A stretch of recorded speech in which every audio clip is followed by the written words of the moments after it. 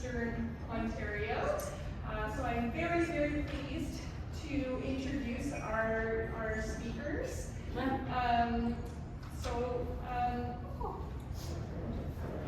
to be joined today with John Ward, Peggy Hutchison, and Krista.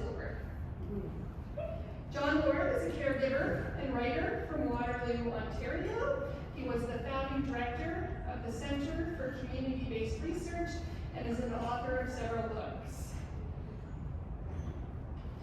John is joined today by his wife Peggy and their daughter Krista. Peggy is a professor at Brock University.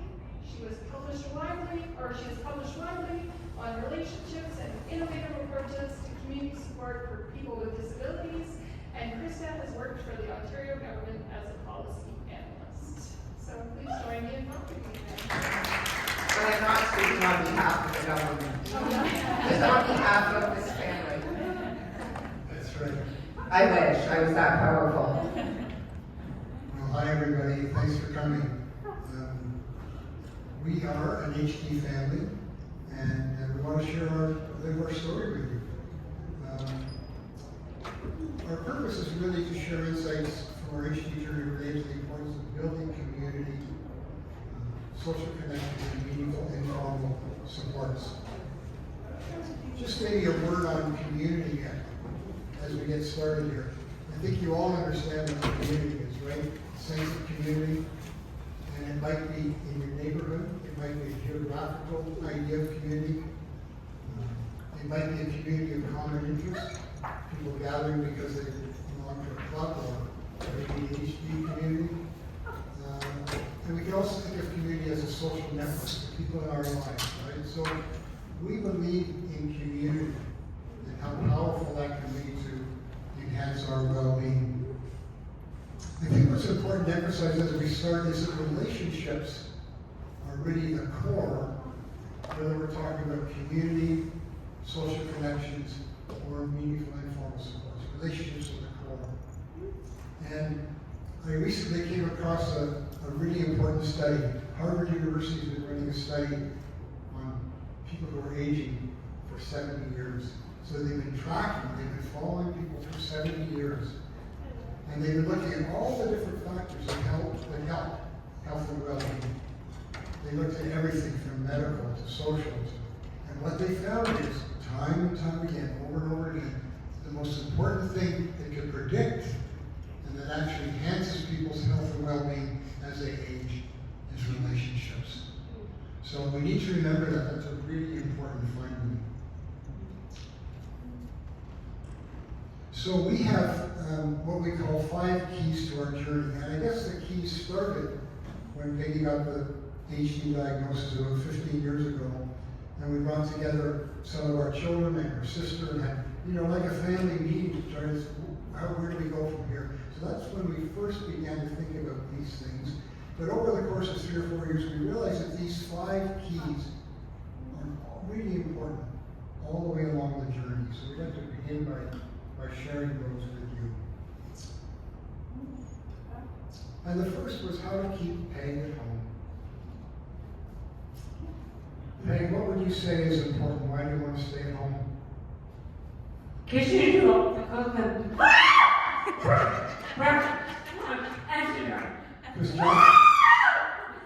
Because John does all the cooking.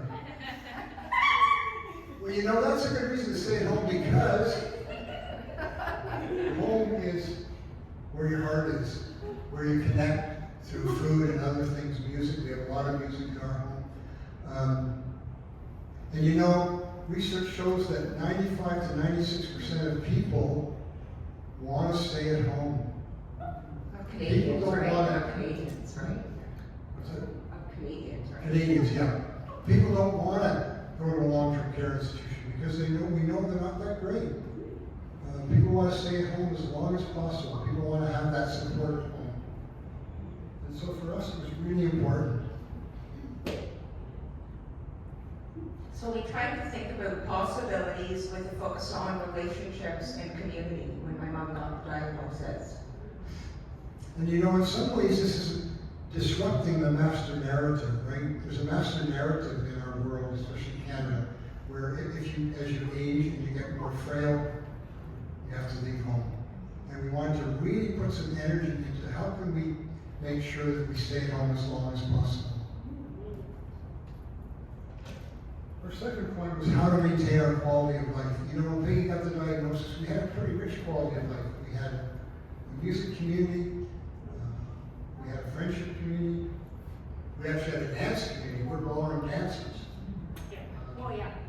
Yeah, we're pretty good, weren't we? Yes, John. We were. We were. Woo! Yes. We had a neighborhood community. Whoa!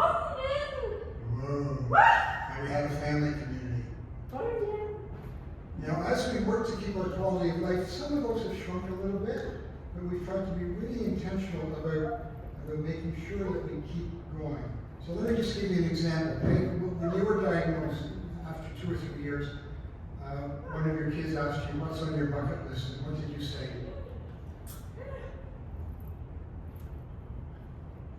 John, could you No. John, I don't think that was on your bucket list.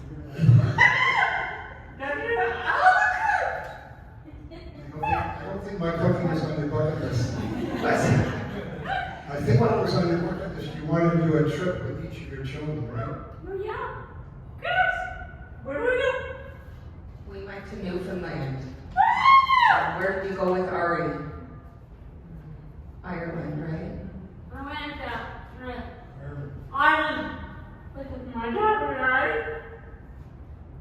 And that was really about maintaining your quality of life, or keeping your quality of life going from the get-go, right? Instead of hiding away and shrinking and isolating, we said yes to life, right? To a quality of life, and to an HD pride in a way, right? Yeah, HD Pride is interesting. You know, Peggy did a lot of her work with the disability movement in Canada, and one of their mantras is disability pride. And so we thought, why not? We don't need to be ashamed, we don't need to be embarrassed. This is our life. So our third key was how to nurture our social network and relationships. To try to see as much as possible to find people who are supportive in those networks. We know that a lot of HD families struggle with isolation, and we wanted to therefore, kind of intentionally expand our network.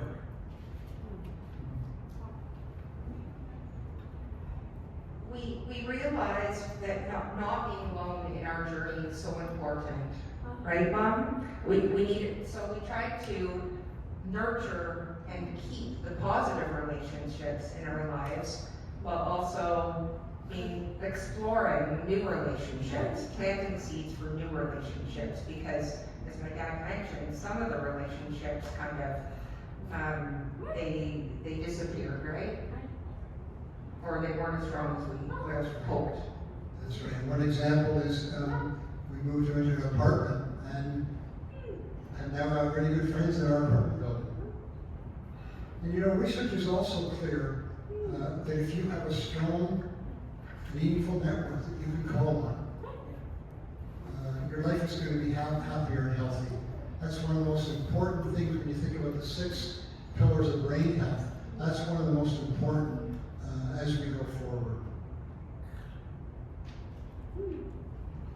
It's not always easy to be reaching out and to build those connections, and sometimes we kind of want to maybe step back a little bit and be a little more isolated, but we remind each other, thinking about that social network idea, right? We remind each other to keep going.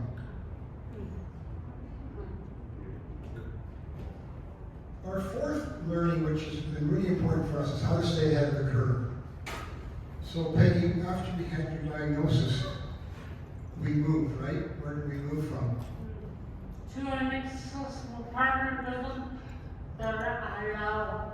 We're in a accessible apartment building that Peggy loves, we both love.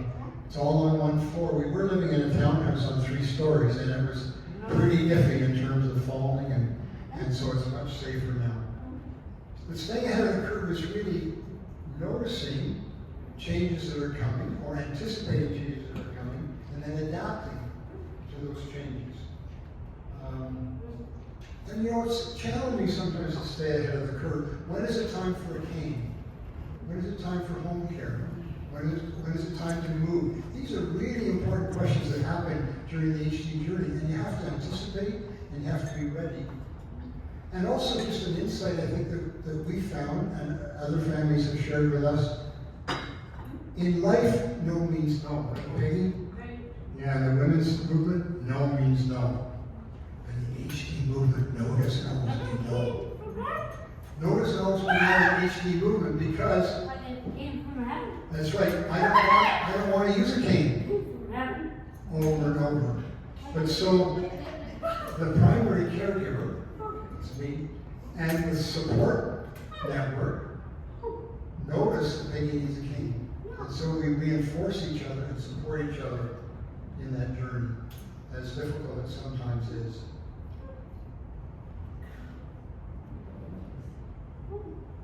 Our fifth key is how to intentionally build formal and informal supports. Formal supports are those paid supports in our life, the physiotherapist, the speech therapist, the home care. And they're really important, but they're in a triangle because they're not easy to access, right? There's a lot of regulation, there's a lot of red tape, there's a lot of paperwork. It's not easy to access individualized, personalized supports, but we need those because those formal supports help the informal supports. For example, we now have something called direct funding, which is fairly big in Alberta, and it's growing in Ontario. But direct funding means that the family gets a budget. So I have a budget, and with that budget, I can hire workers, companions to be with Peggy. So that formal support really helps the informal support. Under home and community care, right? That's right. In Ontario, it's called Health at Home, yeah. And it has different names in different provinces. But think about it. If the formal support is strong, then the informal support can be nurtured. If I have respite, if my quality of life is good, that's going to allow me to be a better informal supporter. So those are our 5 keys. And now we'd like to look at, just to finish, is 4 main approaches we've used to building natural informal support. So you can think of natural informal support as all the people in your life, friends, family, neighbors, co-workers, all of those people, and who can you draw on? Who can you count on? Who can you speak to? Who can you ask? So yeah, we've really discovered that there's a real power in asking for support, not being afraid to ask for help and support. And we realize that people can contribute in different ways. Not everyone can make that old school casserole.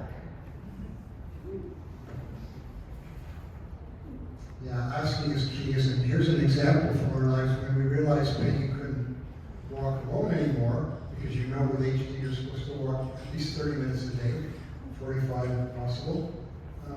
So Peggy, what did we do? We asked neighbors and friends if they could help out. I like my cane for Mel. You like your cane, but who walks with you? I like my cane. Who walks with you, sweetie? Who walks with you? You have different people walking with you, right? Yeah, you're right. Like 5 different people walk with you through the week, right? Like your favorite walker is the one who has a dog, right? Kenny! A dog! Teddy the dog. Oh yeah. Nice to meet you, friend. So we actually have 6. Pepper! We actually have 6 people that are available to walk. We have 5 regularly, and then have somebody to pitch in if they're needed. And nobody said no. Because I think what's really important here, as Krista said, is the ability to ask, right? And to be specific with your ask. So, listen, we've got 3 spots open, Monday, Wednesday, and Friday afternoon. Could you walk with Peg one of those days? And so we've got 2 people from our apartment building who walk with her and 3 friends. So asking is really important, and this one is really essential. And that really relates to the second point that we've really worked on. Actually, we worked hard to create a supportive community in our apartment building. Because when we moved in, we didn't know anybody, but we gradually got to know everybody. And then about, I think it was actually the later stages of the pandemic, people were pretty isolated. But we decided to pull a few people together and see whether they wanted to create a supportive community. And now we have over 15 or 16 people that meet regularly, often share food, which is critical. And we share each other's emails and phone numbers. We can call on each other if we're needed. So a supportive community in our apartment building. And you can do it in a neighborhood. And this idea is really going across Canada from a NORC. You know what a NORC is? It stands for Naturally Occurring Retirement Community. And it really comes out of this movement, seniors movement, where people are saying, look, I'm in an apartment building and 60% of the people in my building are older. Why don't we get together and support each other? Why do we have coffee every Friday? Why do we share emails and phone numbers? And so this idea of building community in our neighborhoods is really important. And Peggy, for you, one of the things that came out of that was you found some people in our supportive community that you now play cards with, right? I think you could 5 days a week. Go 5 days a week. We play euchre with people in our building a couple of days a week. And euchre's great online, you know why? Because if you miss, the computer prompts you. So it's great. It's really great. The third thing we've worked on very diligently for the past decade is building a support circle. Put your hand up if you've heard of the concept of the support circle. A couple people have. So the support circles are really big in the whole world of supporting people of developmental disability. My sister has Down syndrome, and she's had a support circle for most of her life. And what it is it's an informal support group of friends and family who support you through your life journey, and they help you with things like problem solving, future planning, practical support, and they're often friends as well. And people, so you meet with a clear vision, and in our family situation, food has really been the glue, because we love food. And another function is allies. It's a way of building allies. Yeah, Krista, that leads us into the next point, that finding allies for advocacy. This is really important. And our support circle has really been an ally in our HD journey. And, they've helped with lots of things, problem solving, but they've also helped in doing research, where they make a phone call that maybe we're hesitant to make. Or they can push a little bit more than where we can push. So we know in our HD journey we're going to need advocacy. Because in many ways in Canada, the care system is broken. The care system is not working very well. And here's one example. We spend in Canada $6 on long-term care institutions for every $1 we spend on community care. And so the system is really unbalanced. So what a lot of us are doing in our advocacy, and I'm one of the leaders in Seniors for Social Action Ontario that's really working hard on this, to try to put more balance in the system, to get more resources into community care. And I'm pleased to say that in Ontario, at least about 3 days ago, the Ontario government announced a billion new dollars over the next 2.5 years for home care. So that's huge. So if you need home care in Ontario, now's a good time to go after it. So let's finish just by maybe sharing with you the importance of planning for the future. We think there's a paradox with the HD life. And the paradox kind of looks like this. On the one hand, we need to be in the present. We need to be in the moment, day to day, right? Because if we're not in the moment, we're not going to be knowing how to respond appropriately. So we need to be in the moment. But at the same time, And we can't control the future. and we can't As much control as we want to. we can't control the future, but we can anticipate the future. So we've come up with an approach. We've started a smaller group within the bigger support circle. We've started a smaller subgroup that's like a decision-making team that's starting to like plan for like potential crises, kind of working through different scenarios. Not fun things to think about, but kind of we feel supported to move ahead with that future planning because we have that small group that's slowly working through it together. Yeah, I think that's important, Krista, the scenario planning, so you kind of test things out and you're proactive, and so you're ready if a crisis comes, or you're also anticipating maybe there's other things in the future that you have to do. And one of the things that I've worked on intensively with some other people from Seniors for Social Action Ontario is the idea of small neighborhood care homes. Wouldn't it be wonderful at some point if the person needed that 24/7 support, they could move into a small care home in your neighborhood? And so I actually just finished a report with some other colleagues at Seniors for Social Action Ontario. If any of you want to see that report, it's available, and the HD Society has a copy as well. So our invitation to you is to be intentional about what you want. Think about your vision for now, but also think about your vision for the future. Try to balance that paradox.